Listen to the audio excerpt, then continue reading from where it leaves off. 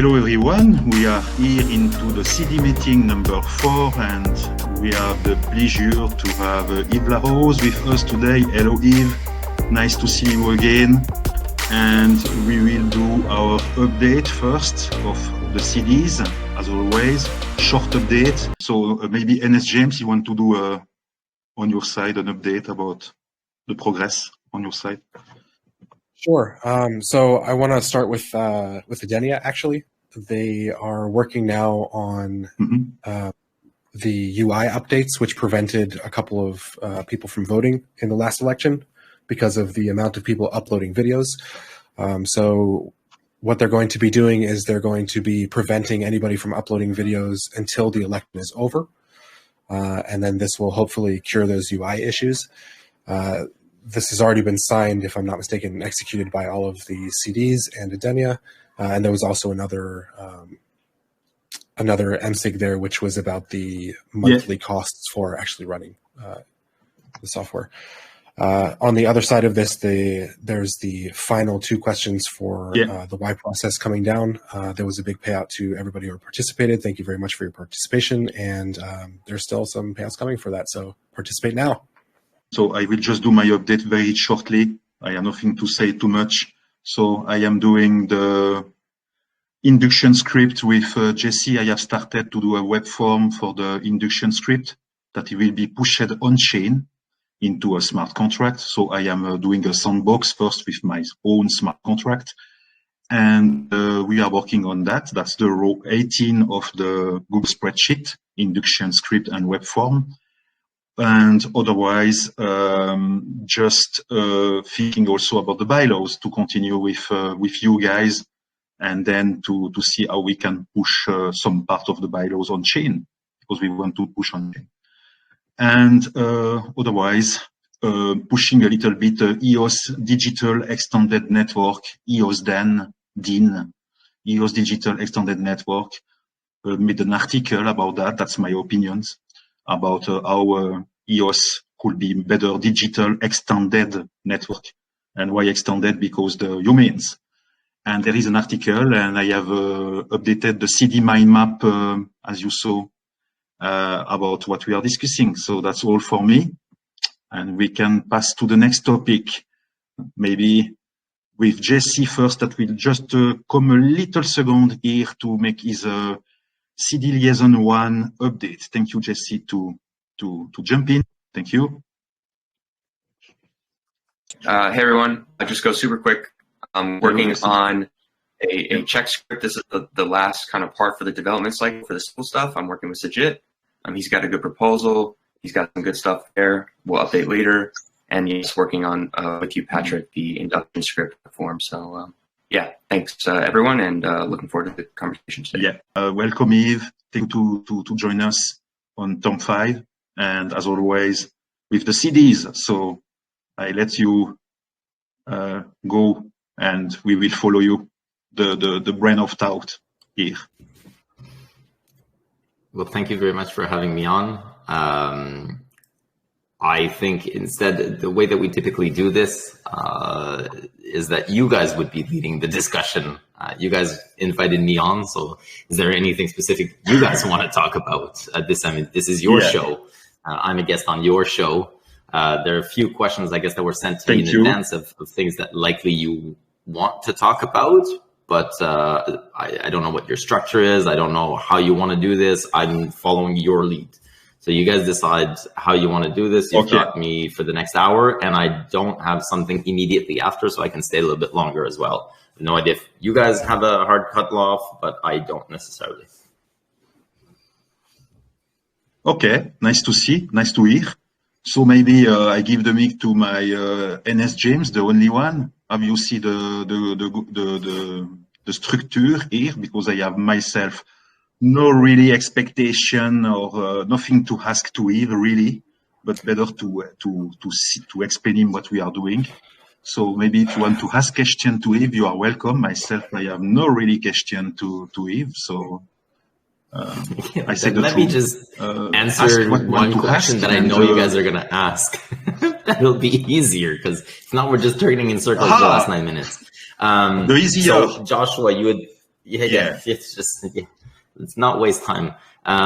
Joshua, you're talking about Hypha DAO, right? That's one of the things that you want to know. And so in the Hypha DAO milestone kind of contract with the ENF in terms of what they're providing in order to achieve those milestones, what the ENF had negotiated with them in that contract is there's a couple of different things, but the things that are relevant to Eden are that they would offer, and I'm paraphrasing, so this is not legal speak or anything, they will provide perpetual support for Eden so that Eden can have its own, I guess, iteration of Hypha.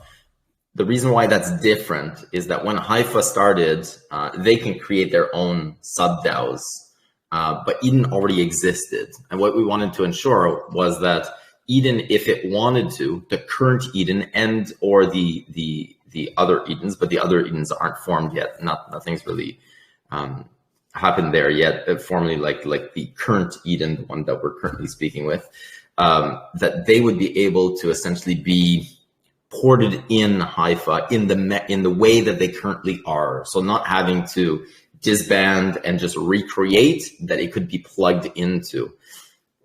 So that was one feature. That's one thing that we added. And if you're following along with Hypha, they're going to have multiple membership tiers. And the idea was, we don't know exactly what those tiers are going to be. We had a good idea. They kind of gave us some drafts of what those membership plans would entail, how much they would cost, what would be the features, etc. That's somewhat irrelevant. The idea was, whatever the top one is, whatever the unlimited one is, that's what Eden gets in perpetuity with white glove service type of thing. So that's one part.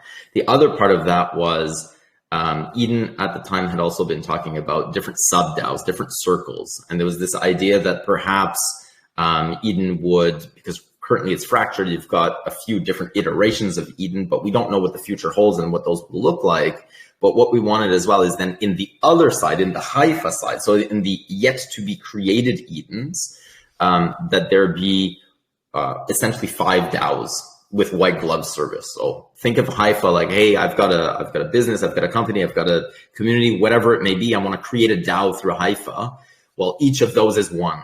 Well, we included in the contract that Eden, or the global sets of Edens, whatever that may be, that will work together, and we'll have 5 new ones, which is different than the current one. So the current one can be ported over, can be plugged into it and just continue operating as is, leveraging the Hypha tool set, leveraging the Hypha UI, the actual portal, so to speak, but that there's extra 5 that are set aside so that in the future, if there are other Edens that pop up or whatever it may be, and this is what we need to figure out, that they also get the same type of deal, right? So that we're not limiting it to the current one.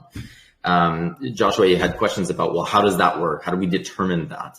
So obviously the contract is between the ENF and Hypha. It is not between Eden and Hypha. So it's not for Eden to decide what those may be. Having said that though, it's not, we at the ENF and I also don't want to necessarily decide by ourselves what that's going to be.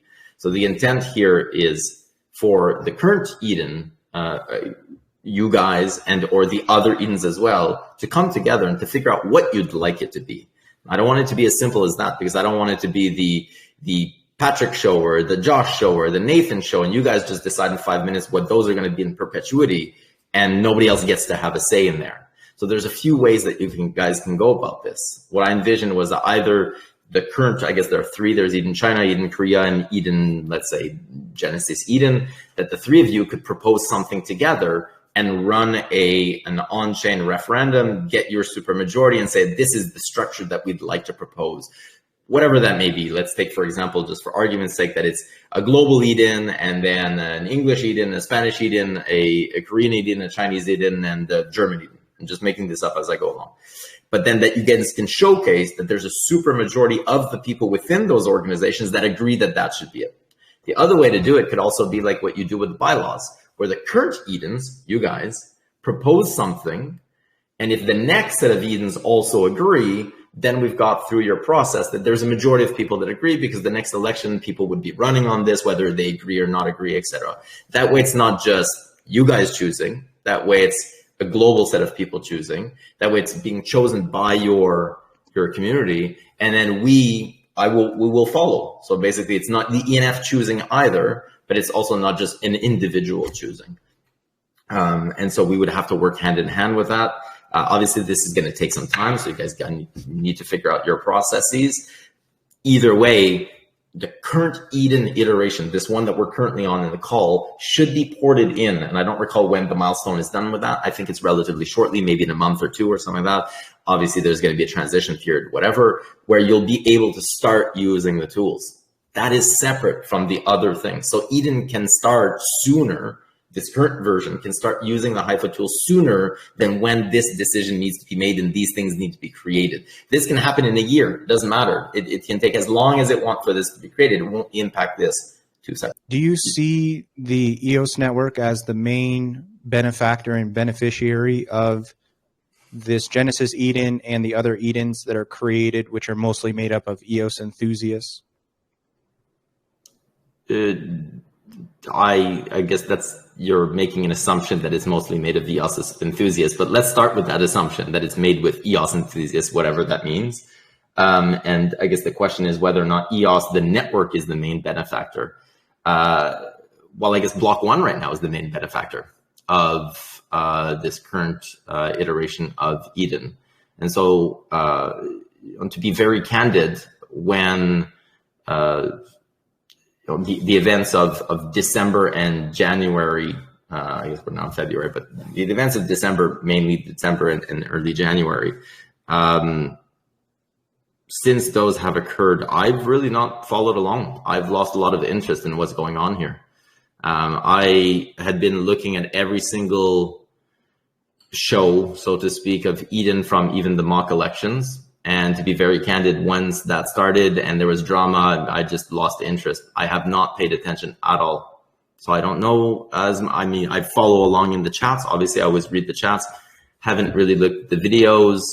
The drama that was created, which was foreseeable, which if you were present in December, we had kind of an impromptu Telegram call that we talked about.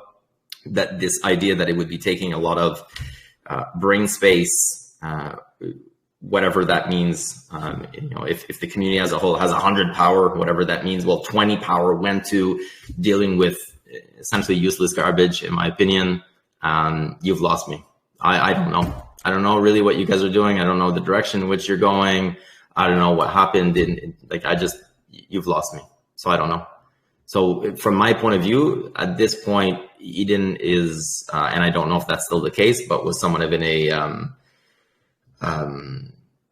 identity crisis, so to speak. In my opinion, Eden needs to figure this out for themselves. From what I understand, there's really two different viewpoints. One is that Eden is more of a WPS, and Eden and the other one seems to be Eden is more of a decentralized governance body. And I'm not even sure if those definitions are really clear, because I tried to follow along and I don't personally necessarily get it in the way that it's being explained. And I don't know where you guys currently are in terms of landing where that is. I think, and I've said this from the beginning, I envision that in the future, Eden plays a role as a counterbalance to token weight governance. Having said that, I also say that that's, and I'm oversimplifying, that's MVP 200. Before you get to MVP 200, you need to go through MVP 1 through 5 to 10 to 20. And I think, in my opinion, this is just my opinion, what happened, or what was seemingly was happening, and the ensuing discussions and kind of the drama, is that Eden went from, yay, we can flip burgers, to let's be chairman of McDonald's. Like, there was a huge jump there but you haven't even shown that you can flip burgers yet. You're still trying to flip burgers, and you haven't even figured that out, where you make a mean burger and you know how to do it all the time. And like, all right, let's go test the till now. Let's just be on cash for a period of time and then upgrade. There was like a huge jump of what Eden, from my perspective, tried to do very quickly. And I think that turned off a lot of people. We saw obviously all the drama afterwards, which I think is all garbage from both sides. I didn't enjoy that at all. And like I said, you've lost my interest there. My personal opinion, as I've repeated from the beginning, like I just said now, is that Eden eventually plays a significant role within token, or as a counterbalance for token weight governance. In order to get there, you need to flick burgers for a while. You need to start working the till. You then need to be a supervisor. You need to start assigning hours. Then you need to be the manager of the place. Maybe you run 1 or 2 McDonald's. And after a while, after you've got 2 or 3 McDonald's, maybe you open up another one. And now you start being a general manager, a district manager, whatever it may be, before you try to be, try to have a seat or be the chairman of McDonald's type of thing. I'm oversimplifying, but this was always my vision for this, but I'm not the one running Eden.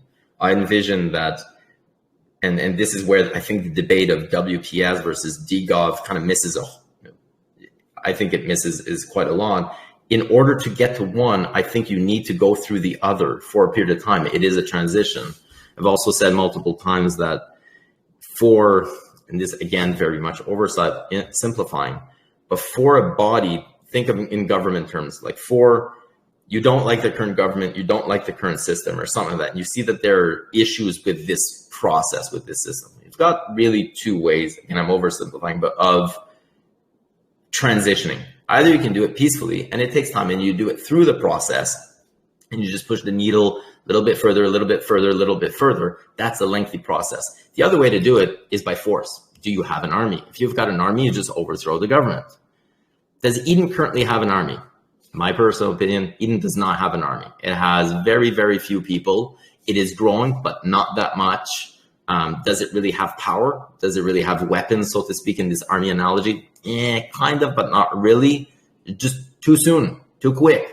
Eden tried to do I guess this is, and I'm not saying this is what I believe necessarily, but it seems like there are a lot of people that believe that Eden was trying to kind of overtake this in a way that was, I have an army type of thing. And that put off a lot of people, which then created this whole drama thing. My vision was always that Eden would grow in numbers. It would do what it currently can do, which seemingly is a WPS. That is the function that it's currently doing. It is not doing DGOV. It is not having currently any type of significant say in the governance of token weight governance right now in EOS. I'm not saying what it can't do. I'm saying it is not currently doing it. The thing that it is currently doing is being a WPS. That is the current function that it's currently doing, and it's doing it arguably well. We're seeing that through this process, people get some funds. There's still some kinks to work out, but it's getting some funds. It then redeploys those funds within Pomelo in large part, or directly to people within the Indian community or Eden projects and stuff. And this is doing quite well. Expand that membership, where at some point you've got a lot of people doing this. You've got a lot of people doing this, and Eden is now showcasing that it is capable of taking funds from a smart contract pool and redistributing those funds through its process in a means that it can achieve added value for the network. I would argue that right now is still very nascent. It has not shown for a sustained, consistent period of time that it can do this effectively. People are still debating whether or not even Eden provides value. We're still there. We're not even here yet. Continue doing this until you have more people, redistributing more funds, showcasing that it is creating some value, until at some point you have so many people. This is a thing. Now you can start saying, hey, we're flipping burgers really well right now. Why don't we start doing other things? What other responsibilities could we take on? Because now we're a group of X amount of people. And people will say, well, what's the X amount of people? I don't know. At some point, it'll just be obvious. It won't be a debate anymore. There will be enough people that it won't be arguable that you've done this responsibility really well. You're good. What else could you do? Because now you've got an army of people that are doing this one thing very well, and you're capable of coordinating those people.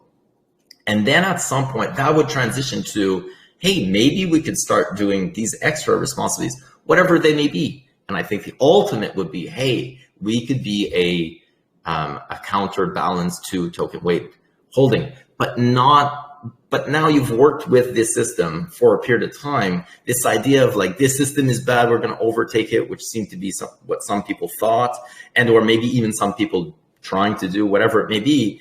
Too early, too soon. Eden, in my opinion, kind of in this sense, and the last CDs overplayed their hand. Eden is not ready for this. This is way too soon. So now I'm hearing of, because the current process didn't give the outcome in the last election, so you guys, that some people wanted, thereby the process is flawed. So let's secede from the current Eden to create a new Eden to optimize a process that'll give us the outcome that we want with the people that we want. If you're going to do that, just pick your 10 friends that agree with you and have the same thought process as you. Don't mask it behind a process. Just appoint people. Why do you need a process if all you're looking for is the same exact people as you? You don't need a process for that. So right now, it just feels to me as an outsider, again, because I haven't been paying attention very much, you've lost me a while back. It seems like Eden is just an identity crisis, and there's two kind of forks, and then I'm hearing of leveraging the Hypha tools to be able to secede this particular Eden to go to another one. This is kind of my understanding of what's going on right now. Kind of lost, less interest, and I'm here today to see, what are you guys doing?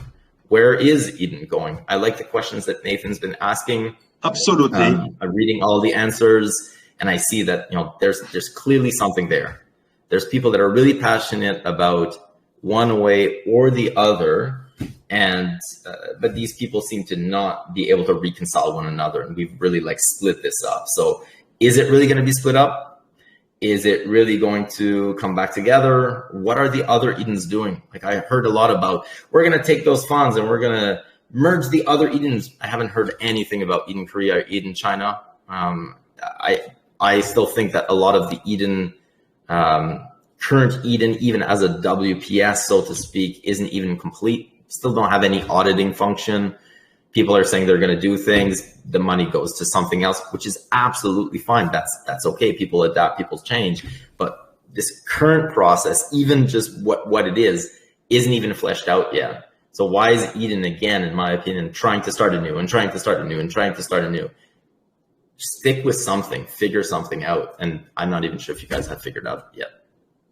Can we do a round table? I propose, okay? We do a clarification round of each of us what we are doing now into Eden on this term, Eden on EOS, to improve the process. Like this Yves has an overview, very clear what we are doing. So I begin by myself, why I am into this term and why I'm striving for. I am here to improve the processes that we have today without to redevelop the processes from the scratch, but just improve the parts that have to be improved. So first of this process, it's obvious, it's the induction process. Then the unclaimed funds. There are some funds that are not claimed by the delegate level one, and they are stuck into the Genesis Eden smart contract and not going back to the Treasury. So we will improve that. Third point, the bylaws. The bylaws, I have asked to Mark Shaw of Eden Korea to send me their bylaws because I am interested to see how they have made that, because that's on chain. And us, we are at our 5th sandbox. For me, it's all about sandbox. We are at our 5th unit test with this Eden, and we have not even made on chain the bylaws. What a joke. So we will improve that. And to stay on the bylaws, I am totally aligned with NsJames CD here also, that we have to orient the bylaws more deterministic. For the moment, the bylaws, it's a Shakespeare document. In some part of the document, it's too much oriented, subject to interpretation, and there is a lot of Rashomon effect. Then we cannot reduce this Rashomon effect. We have to reduce the Rashomon effect to become more objective true. And how to become objective true? It's when you do a bylaw document, how you want to name it, where you have the input of a process and the output of a process, and you can repeat many times the input, you have the same output outcome. That's very deterministic. So we want to do process very deterministic.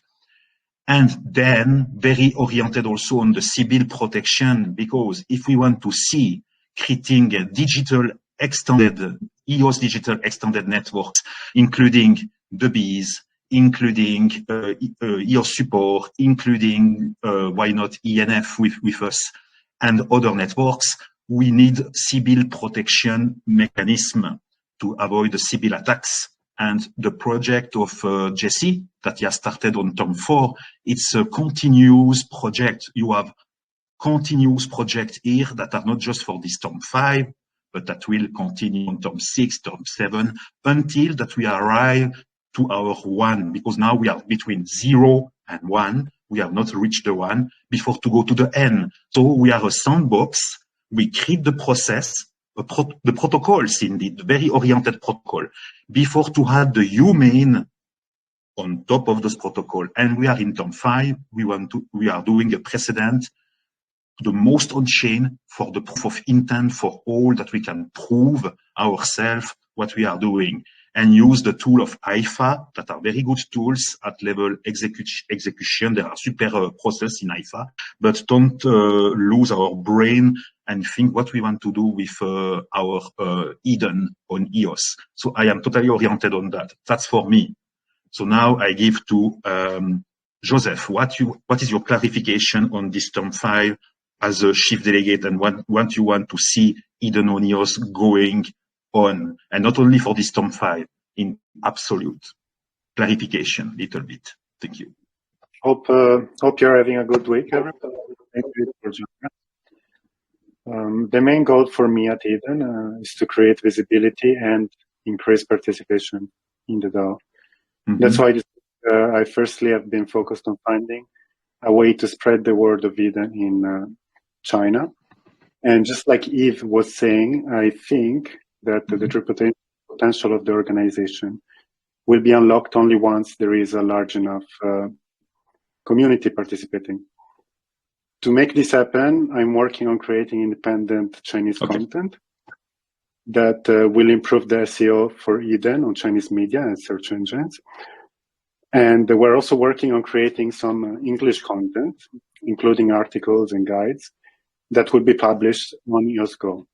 The goal is to either educate English-speaking Asians about the organization and understand why they might want to join or not. As a global organization, it's important for us to represent EOS and making it accessible to everyone, right? So in order also to do that, we already started to work on improving the EOS Go website. We are going to focus on making it easier for newly admitted members to the DAO, to the Eden DAO, to learn everything there is to know about Eden. And by doing this, we want to break down a barrier that impedes participation from new members who are not highly discussion focused. Obviously, there's a lot of alignment between myself and Yves. I think that the primary reason for that is that I came in recently into Eden, and I saw all that stuff as it was, unfolding live, and that's what really got me interested in making sure that this, the direction of Eden was understood, because I no longer understood the direction myself, which is, of course, why I started the initiative of trying to find out exactly what it is the various different people wanted Eden to be, where the direction was going. There is a lot of different responses there. They're not all the same. I think it's really interesting to see that there is some sort of camping going on. There's two camps. Likely this happened because people joined at different times, and at different times Eden had a different direction. So those different directions, of course, came out in the reasons that people joining wanted to be here. And now it's an interesting and precarious position that it puts Eden in, because now Eden has members who want vastly different things. The solution for that, of course, is unknown. It's not something that we're really trying to figure out with that process, but maybe help lead that definition later. I don't know really what the eventual direction might be, whether it's, this Eden becoming, what I would love to see is this Eden, of course, being the initial iteration of what another Eden might look like, because there hasn't been an Eden that has been that way. There's nothing that kind of piloted what an Eden can be and then could be replicated across many other Edens, which could then serve as the surface for success, what success looks like for an Eden. But I'm not sure if that's the direction that the people inside of Eden actually want to accomplish. We'll just kind of have to figure that out. So my viewpoint here is trying to be a good steward and look at the different key stakeholders and what they want and how things can be mutually beneficial. The current Eden is, the Genesis group is not really stewarding it. I don't think the foundation was fully put in place, which is why we have the clusterfuck issues that we do. And I don't see anyone that wants to give it significant funding. I think the Treasury is probably going to be run out by the end of the year. I'm just being honest. So what this thing is probably not going to exist unless we figure out, very quickly here. Joshua, what needs to happen. Yeah. I just froze on my computer, so I'm not on my mobile. Could you, because I didn't hear, as soon as you started talking, it froze. Could you back up to the beginning of what you were saying so that I don't miss out on that? Thank you. Yeah, the main thing that I was saying is that I respect everyone who's been involved, since the genesis of EOS and the genesis of Eden. But with respect to that, the Genesis group is not stewarding the experiment. The core team is not stewarding the experiment. And the cultural foundation just was not laid correctly to make sure that, like, the chief aim, the North Star, whatever you want to call it, was strong enough. And I think that's part of the reason why we have all these different issues. And Eden itself is not equipped currently to solve that problem with its current mechanisms. Maybe Hypha will provide it with additional mechanisms where it can help solve this internal problem. However, the Treasury is probably, at the current runway, is going to run out before the end of the year, and I don't see any evidence of why anyone would want to top it up. Like the current benefactor, B1, I don't think really has a reason to do that. The previous benefactor, and arguably the actual beneficiary, the EOS network, I'm not confident that there's a value proposition in a business model that would warrant that happening. So this is the larger issue. There's a lot of great stuff going on, but it's not being put into a container that if the network is meant to be the beneficiary, that the network wants to fund from my limited perspective.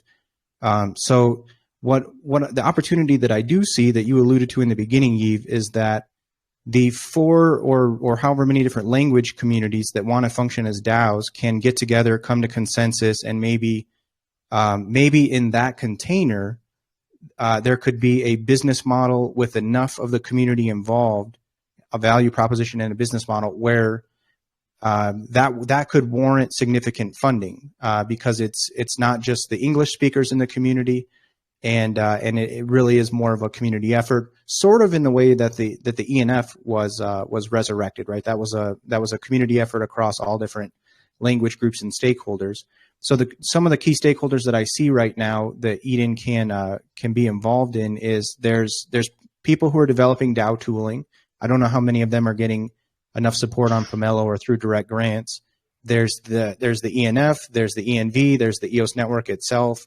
There's Hypha, which is, there's an opportunity to basically get the adoption of Hypha's tools on EOS, which would arguably, a DAO of DAOs would facilitate network effects. So this is the direction I'm sensing, that if we could rally the community to resurrect more DAOs, and maybe there is a lot of EOS enthusiasts involved, but maybe the community is just more about, let's just get more DAOs going that are powered by EOS, because that will drive the network effects and the things that people want in terms of like their net worth increasing with the token price going up and stuff like that. So I'll pause there, but that's what I'm sensing probably needs to happen. The current Eden I think it's probably going to fizzle out, and there's going to be a brain drain along with the actual just natural drain of the Treasury in the current circumstances. So what I'm interested in is, if most people are here because they want to benefit the EOS network, then what possibly could be done to benefit the EOS network so all these enthusiastic people can channel their energy in the right way where it's mutually beneficial and it makes sense and things are actually getting done and we're not just spinning our wheels, which it kind of feels like is what's been happening in the last couple of years. If you look at the trajectory of the ENF versus Eden, and if Eden was originally supposed to be something like the ENF, then obviously the network made the right choice in taking the model of the ENF in that. Yeah, I'll pause there. I think I'm in agreement with the things that have been said here, but I'd like to hear more about what do you sense a good direction could be? And it's not just about this Eden, it's about the other languages, it's about the EOS enthusiasts who maybe want to function more like a DAO. What could be done from the network's perspective that could be very mutually beneficial given everything that's already happening? I just took down bullet point notes and I'll try to address in the order that you guys presented them. So there was each of you. One is a lot of you talked about the process component, and this is what I've always been focused on. So it's the same thing with the ENF. It's the same thing I've said in the limited direction I gave to Eden, that it should be about the process. If you try to control the outcome, why are we doing this? Just handpick people and just go at it in a centralized fashion. Why do you need a process if you already know the outcome that you're looking for? So my position has always been strengthen the process, work on the process. Thereby, you might not get the outcome that you're looking for at any given time if you take a particular snapshot in time. But if your process is strong and if you focus on the process in the long term, it should give you more value add than not, or it'll tend towards the direction that you're looking to get. However, if every time the outcome that is output isn't what you were looking for, you go back to the drawing table and change the process, well, then just skip this decentralization theater and just screw the process. Just go for this appointed or centralized approach. So for me, it's all about the process. Strengthen the process. And if the ultimate goal is for Eden to have 10,000 people, 1 million people, whatever it may be, you're going to have people with different viewpoints. You need a system that's going to accommodate that. You need to have a system that's going to be resilient to that. If all you're looking for is your 10 buddies that are going to be thinking the exact same way as you, you don't need the process. Just skip this decentralization theater thing.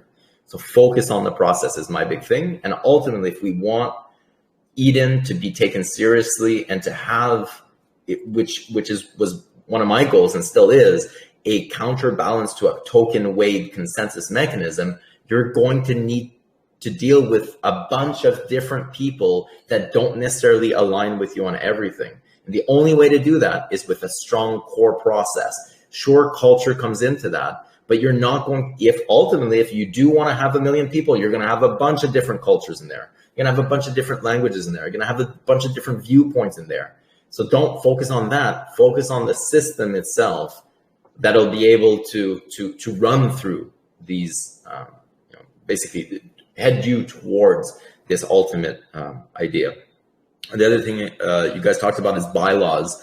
I find it kind of funny that there are proponents of, and specifically, there are people that I know that really like Jordan Peterson, that are in the mix, that are pushing for a particular set of bylaws. And I find it funny because Jordan Peterson came to fame, so to speak, because of his opposition to laws in Canada that were being proposed to regulate language. That is why he came to fame. And those same people that treasure Jordan Peterson seem to be wanting to regulate language within Eden. So I find that kind of really interesting.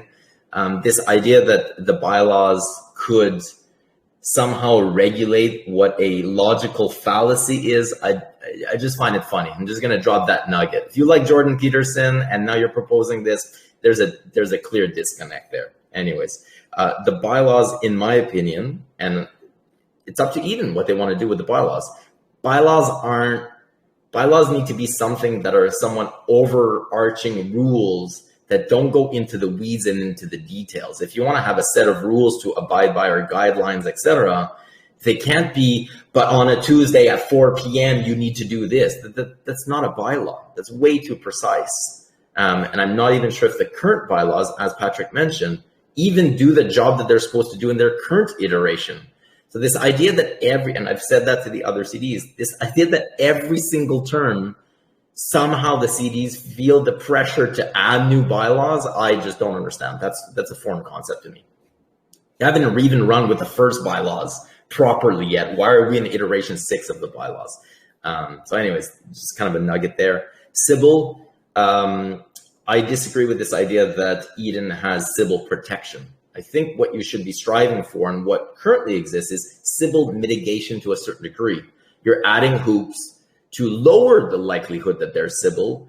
Eden has not resolved Sybil. That does not, no, I'm sorry. It's not happened. You're not even close to that. What you're doing is putting extra sticks in the wheels to lower the likelihood of Sybil, but you have not solved Sybil. Sorry, that has not happened. That is a worthwhile goal to try and head towards. So I think that that's great. But this idea to sell that Eden right now is an organization that will offer Sybil protection to your whatever other DAO or something like that, it's a false promise. You haven't done that. There are so many different ways that we've even seen in the last election that have showcased that Eden is nowhere near doing that. So although I like the idea, and what I did like about the last term CDs was that at least they picked one thing. And that one thing for the majority of the term was, let's try to focus our resources on this. That I thought was really cool, because for the first time, in my opinion, Eden CDs as a group were at least aligned on one thing. And so they were pooling resources, pooling brain power, which is quite limited, into one direction. So just that idea I really like. Disregard whether it's Sybil or not, the idea that the CDs all thought of one thing instead of 5 different directions. Eden is still so small, in my opinion, it does require for an extended period of time, and I don't know when that time ends, that Eden is aligned on one thing and it tries to focus on that one thing. And maybe all the funds don't get deployed to particular initiatives. That's fine, because Eden still needs to do one thing and do it very well before it can start doing 10 things. And that, I think, last CD season, I really enjoyed that they at least tried to pick one thing. Talked about benefactors. That's a really interesting, I guess, topic. Have you guys reached out to Block One to try and even invite them on to discuss with you guys? I mean, they were clearly the last benefactors. Apparently, they're super interested. They're following along in Eden.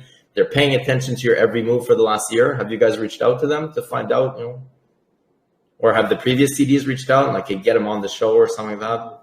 I haven't seen that. It's a rhetorical question. I don't know. It'd be really interesting to know if really, because otherwise, if, as you mentioned, Joshua, and it's not Block One that did a donation. There's just Block One gave a donation to Helios. Helios gave a donation to Eden, as far as I understand it, because Block One couldn't give a donation to Eden. So actually, your benefactor is Helios, from a legal perspective, I believe. I'm speculating here based on what I knew, but that's my impression. Have you reached out to your other benefactor?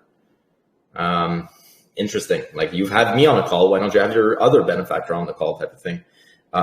It will be interesting as well to know if really the train of thought that you started on, Joshua, this idea that Eden potentially in its current iteration will have no benefactor. Does that mean that the previous benefactor essentially killed Eden?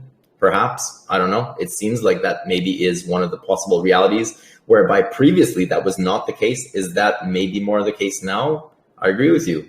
As I mentioned earlier in the call, being very candid, you've kind of lost my interest.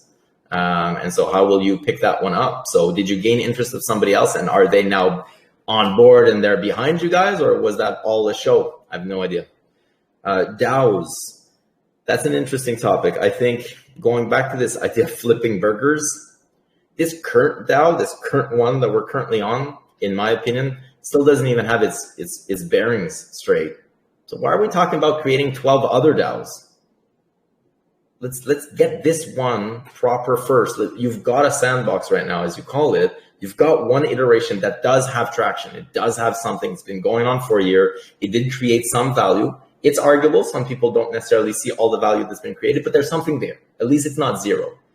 Why are we talking about creating new ones when this one isn't even, in my opinion, fully fledged yet? Not even close. Like, it's not even, it's near being fully fledged. And so, all right, let's entertain creating new ones. So are we just going to start and abandon, and ultimately that is a repeating cycle because you're ultimately not going to get what you want? So I leave that to you guys. I don't know. I still think it's worthwhile to at least focus on this one because this one at least has traction. It's got something there. It's got a membership. We saw, though, that when the Telegram channel was moved over, I don't know what the latest number is, but it's around 135, 140. So of the 400-something, 450 people or so, there's really only 130 that have ported over, 140. That I think is good, though. You get to see how many people are actually here, how many people even took the time to click on a silly button in Telegram, about 140 of them. So it'll be interesting to leverage those 140 people and see, all right, what can we do with this? I still don't think it. So I agree that there are two different, let's say, factions, two different viewpoints. I still don't agree, though, that these can't work together. If the process is the focus, you're going to have more than two factions in the future. You're going to have multiple factions in the future of people want to take something in a different direction. If you can't even resolve two factions, how are you going to resolve 10? So in my opinion, again, focus on the process of being able to accommodate different viewpoints and running the system.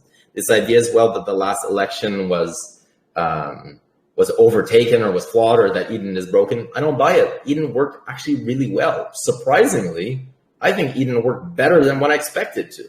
If the idea was that people who couldn't reach consensus don't move forward, Eden worked really well. Those that couldn't reach consensus didn't move forward.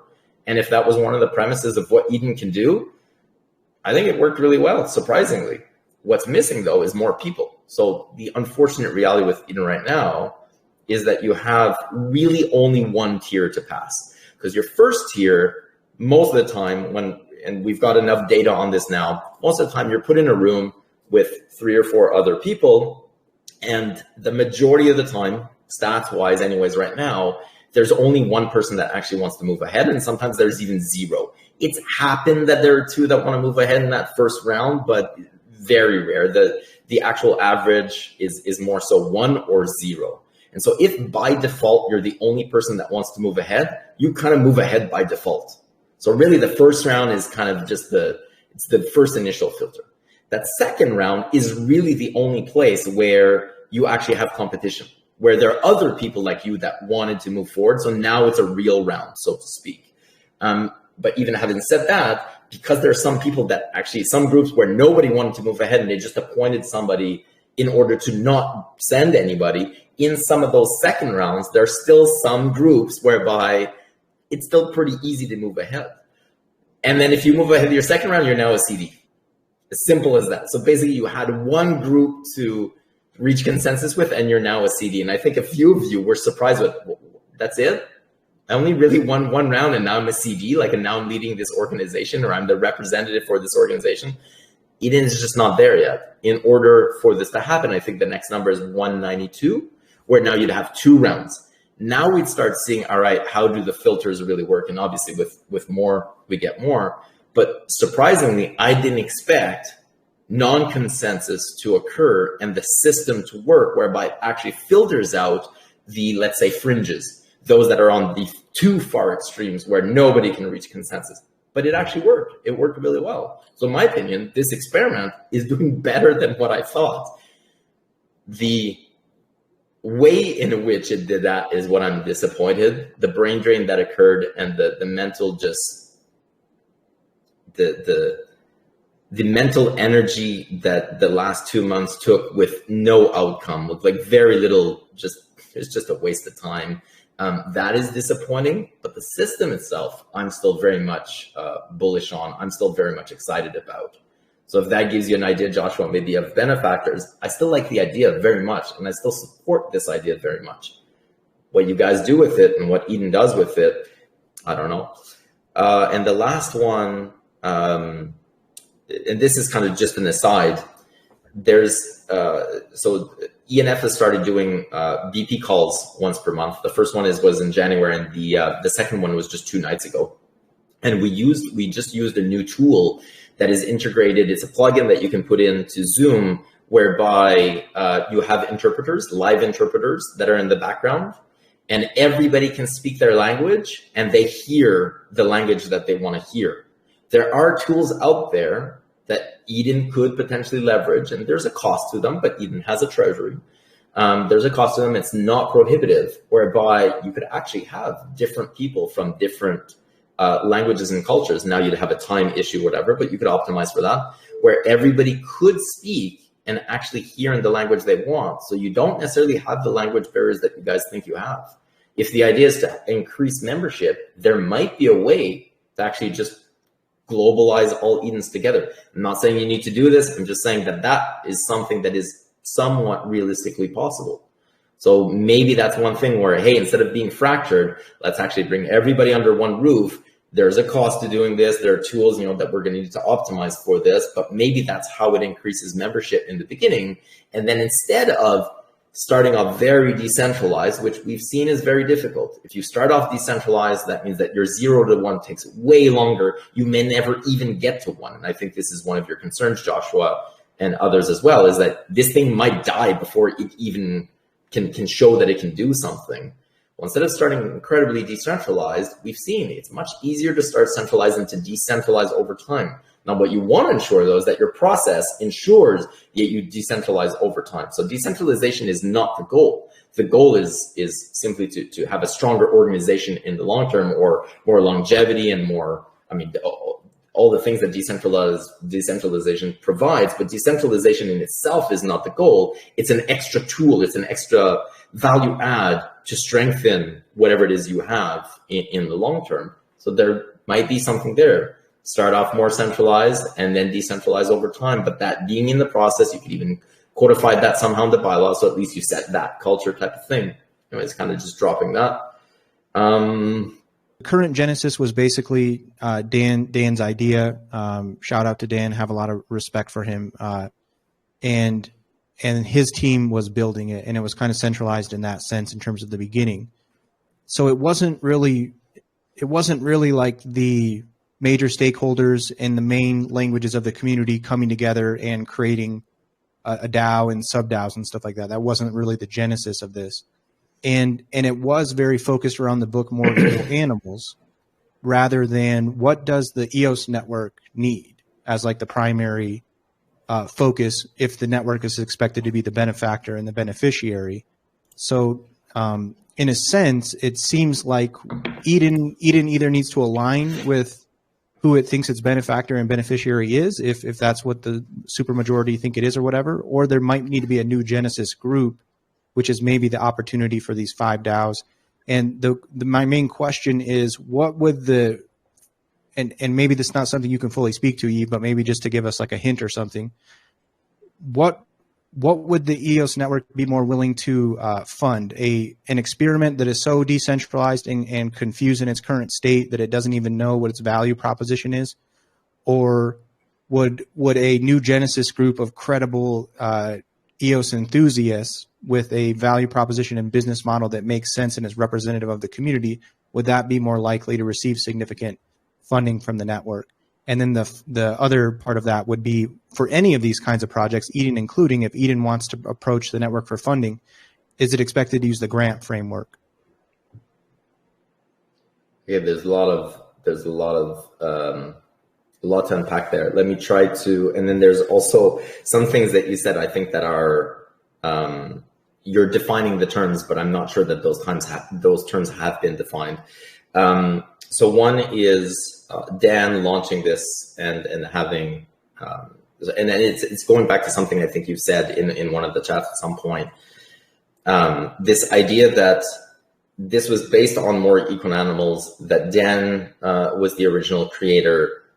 Eden has had to, regardless of whether it want to or not, Dan and his team have left. And so Eden has had to adapt to the reality that Dan is not there. He's not helping out anymore. He's abandoned this thing. And so if and this is kind of the theme that I see, but we need to respect Dan's original vision. Dan doesn't even respect Dan's original vision. All right. So why would this community that's ensuing, that's now cleaning up the trash for last year, keep doing so? I think that's a flawed premise to start off with. The second part you mentioned is, should we start a new Genesis? I personally don't really agree with that. If the idea is that when you don't get the outcome you want, you just restart from zero, we've seen this. This is like the third time the next time you restart a new Genesis, you're going to start with a particular group of people. If you inevitably want it to grow to 1 million people or whatever it may be, you're going to have people that don't agree with you. You're going to encounter the same problem in the same situation that you're in right now. Learn from the past. It's going to happen again. Stop starting something new. Try to keep doing this one instead. Otherwise, you're going to fall in the same problem. So that I don't necessarily align with this idea of let's start a new Genesis because it'll be better next time. Yes, it was better last time. It was better the time before that. It was better. We've been through this. Okay, just this is not the first time. What else did you mention in terms of what would Eden need to do? And I'm paraphrasing, but in order to, I guess, signal or align with, or essentially position itself so that EOS, the network, I guess, remains a benefactor. Is that correct, Joshua? I'm just trying to, because there was a lot to unpack on what you said. Assuming that there's a large number of people that want the network to be the benefactor and the beneficiary, and the only reason for the network to be the benefactor is because it's the beneficiary. Say that again. The only reason why the EOS network would want to be the benefactor is because it is the beneficiary. Is what you're? That's the premise that you're saying. Right. If the network is not benefiting from the existence of this Eden or the other Edens, why would it want to be the benefactor? Yeah, I think that's a good premise. I mean, that's somewhat gray in a sense, though. From the beginning, we always knew that this would be an experiment. We couldn't really. There's no way to control whether or not the benefits of Eden are going to benefit EOS. That's a hope. Of course, you'd like for that to happen, but there's no way to control that. And that was known from the beginning. And despite that, the network was a benefactor. So yes, it helps if there's an alignment there, but I wouldn't say that was the main and or, that was a requirement, so to speak, if that makes sense too. As I mentioned, I still believe that running this experiment is worthwhile. This idea of being able to create somehow a process that, regardless of the outcome, that the process at some point non-arguably creates value, and that value non-subjectively is seen, and there's no, you can't, it's not in a bylaw, there's not one thing we're gonna look out for, whereby there's no argument that it's creating something of value. And it's not just one thing, it's not just one variable. The totality of it is, yes, we believe that this creates value. And sure, it also has some waste, and sure, it's not necessarily exactly aligned, but overall, this thing, it's creating value. Let's continue it. I think that that's still worthwhile. And I think that this is still the case right now. I think that even though it's quite rocky, the idea of the current process running and continuing to exist, although maybe now with a little more restriction is not the right word, but a little bit less, being less liberal with it. Yeah, I still think we're still there. And when I say that, I don't mean that the network controls what this thing does, but the network definitely, from my point of view and me personally, I'm not sure anymore. It's more gray than it was just 3 months ago, for example. So there's something that has shifted away from the, all right, let's continue this experiment more. Now it's a little bit less. In my opinion, it hasn't crossed the line of now this is let's stop this thing. But definitely the pendulum is on the other way. It's like the tending towards was definitely on the less so. What would Eden need to do? I go back to, and this is not a cop out. It's not for me to decide what Eden is going to do. If ultimately this thing is going to survive and is going to be a strength to be reckoned with and is going to be a balance to the current token holder weight consensus mechanism, it needs to figure itself out without the network telling it what to do. Otherwise, then it's just a proxy for the network. And then it can't just stand up on its own. So this thing needs to stand up on its own without the network telling it how to do so. And that's been the position from the beginning. And Eden has been doing that. We know it's going to get hard. We know it's going to have some bumps in the road. All I can offer there is continue doing what you're doing. Let's continue running the experiment.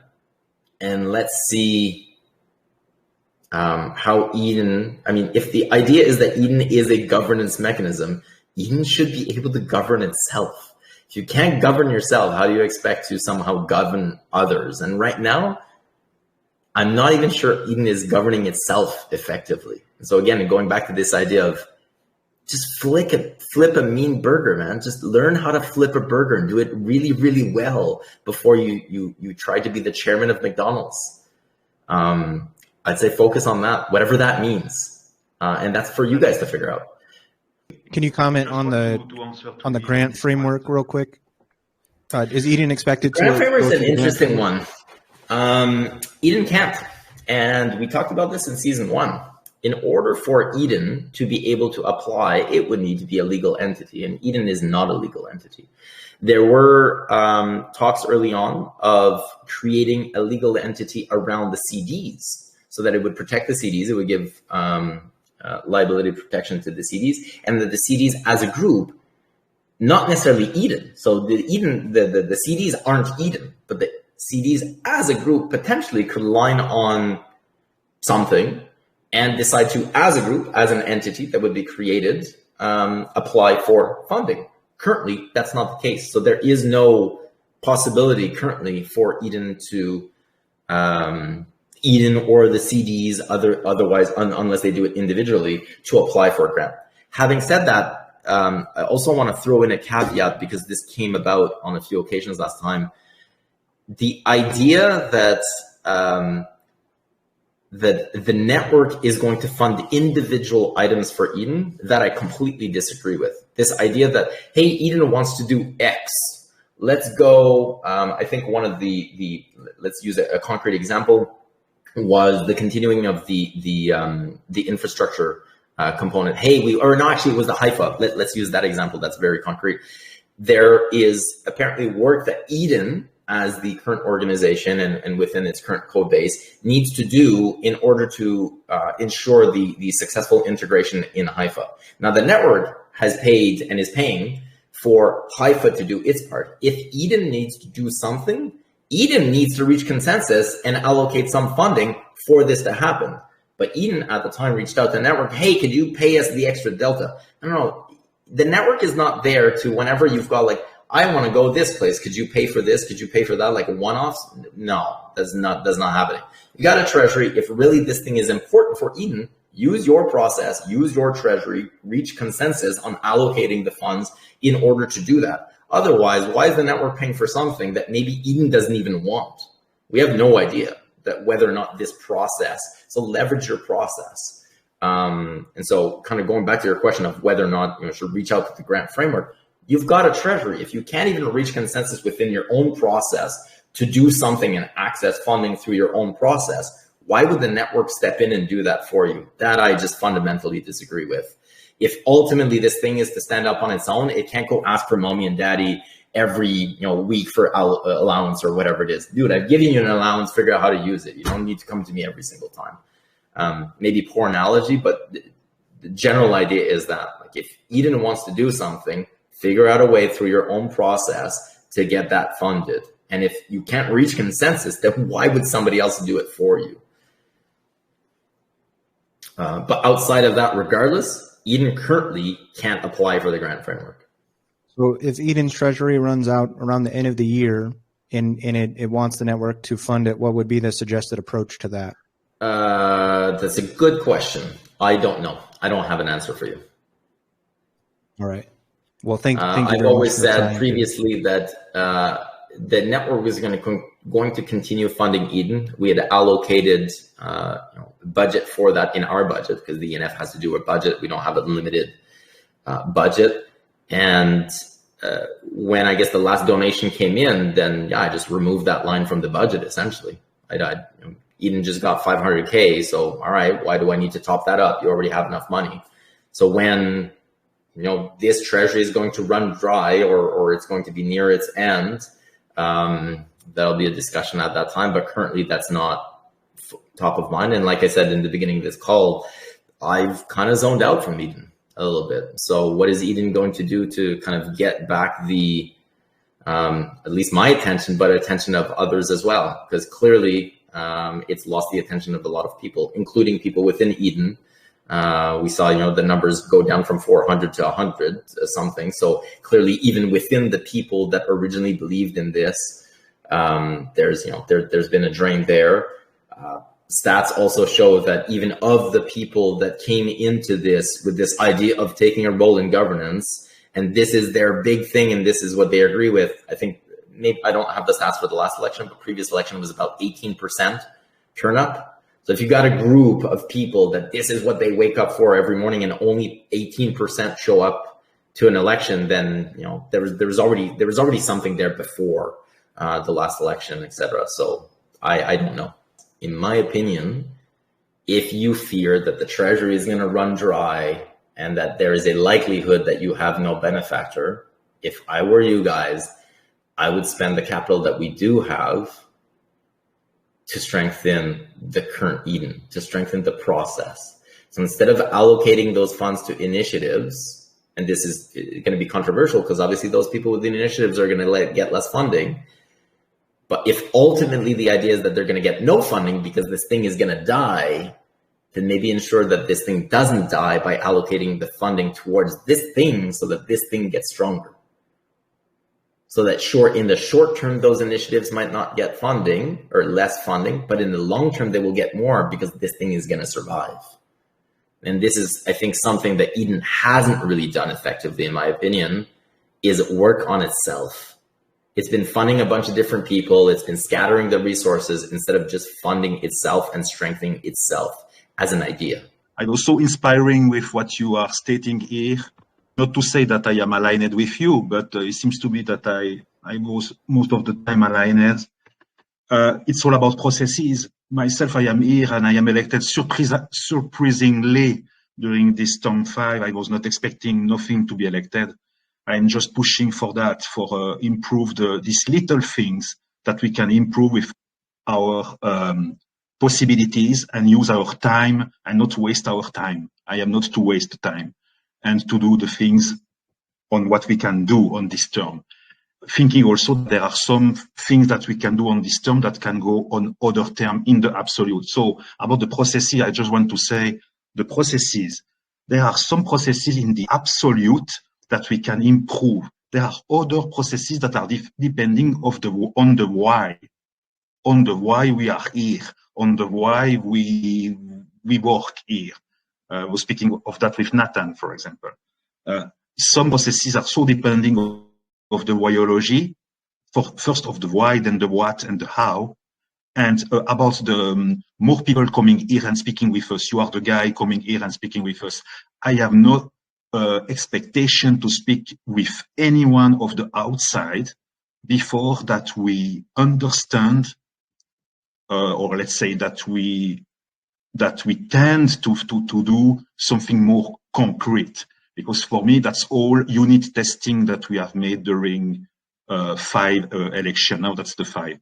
And we want to make some precedent. So before to go to the outside and explain what is a DAO, what is Eden, and what is all this stuff, myself, I will not go there because myself, I don't know what it is. I'm just knowing that we are doing a sandbox, a toolkit.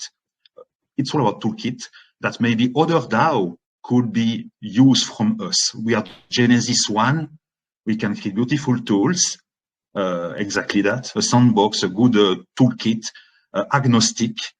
And then you have other people that will fund their stuff. Us, we are here, or let's say I am here to be committed on what I stated before, to be elected, without to think that I will be elected. That's the cool point.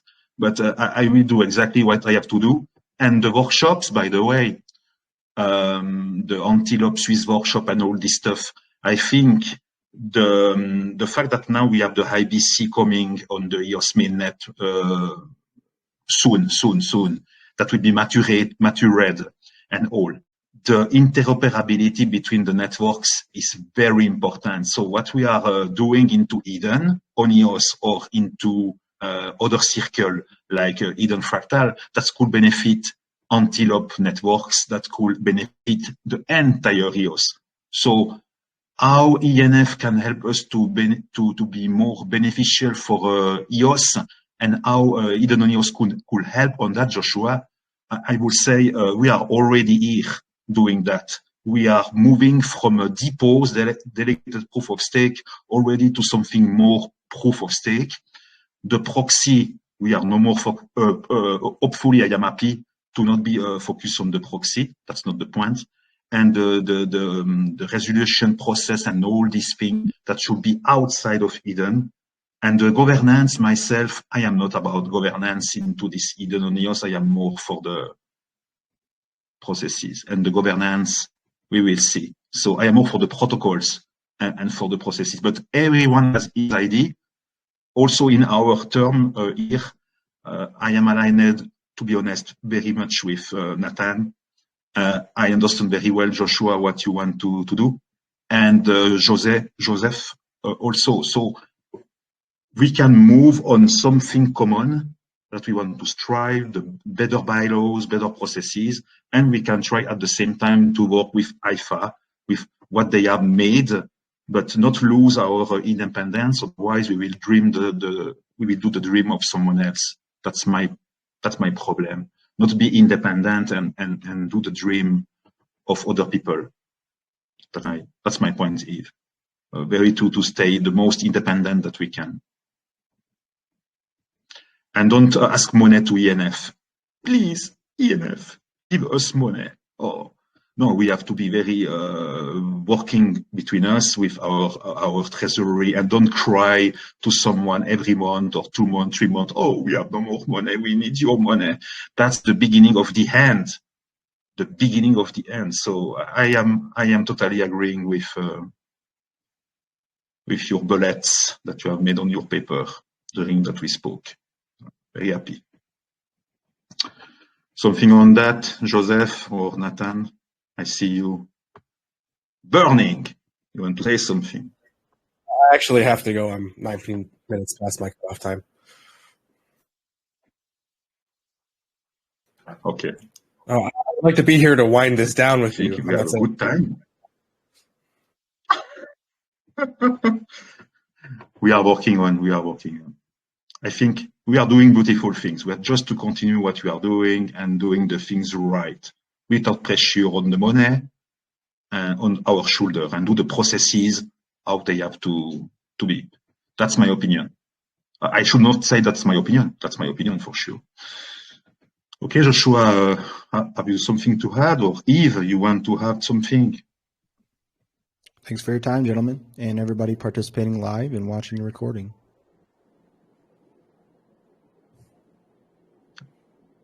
That's all right. Right. Appreciate it. And thank Yves, everybody. Thank you very much for your time. I appreciate it. No, thank you guys for your time. Thank you very much for coordinating this. Take care, guys.